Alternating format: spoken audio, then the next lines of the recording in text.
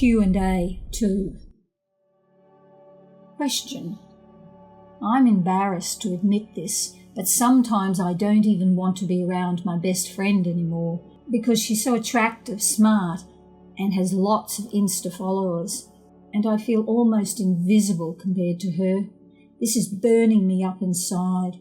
How can I become free from this envy? Answer.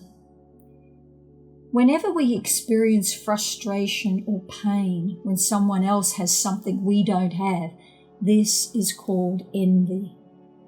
Envy is like a thorn constantly pricking at our heart and mind. It's impossible to have inner peace when we are being poked with this thorn of envy. Few things create as much unhappiness and disharmony as envy. Because enviousness can be so destructive, it's imperative that we understand and do our best to dig out envy at its roots. Although we are all eternal spirit souls, we mistakenly identify ourselves as the temporary material body or ever-changing desires. When we don't realize our true identity, we are vulnerable to envying others whom we perceive to have more facilities for sense gratification than we do. We may envy people because they have more money, fame, power, beauty, talents, personality, good connections, luck, and so on. Sometimes an unhappy person who is envious of a happy person's happiness does whatever he can to make the happy person unhappy. There's a saying, misery likes company. The miserable person is envious of the happy person and wants to make him miserable too. From the yoga point of view, the root cause of enviousness is lack of wisdom and a heart devoid of inner spiritual satisfaction and happiness. If we are spiritually empty, we will always be hankering for what others have that we do not.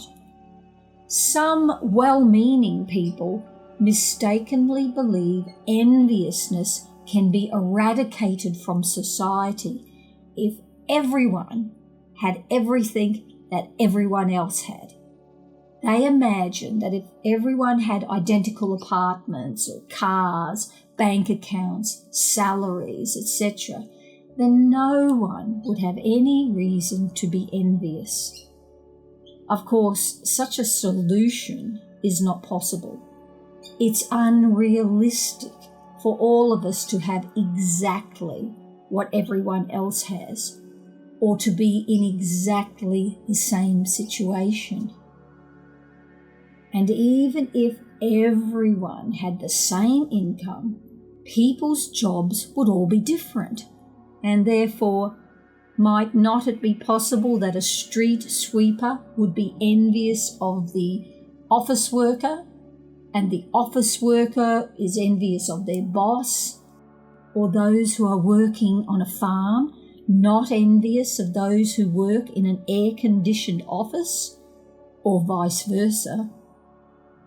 Ultimately, all such efforts will be doomed to fail, not only because they are impractical, but because even if they were achievable, they would still not eliminate the spiritual emptiness that is the root cause of envy.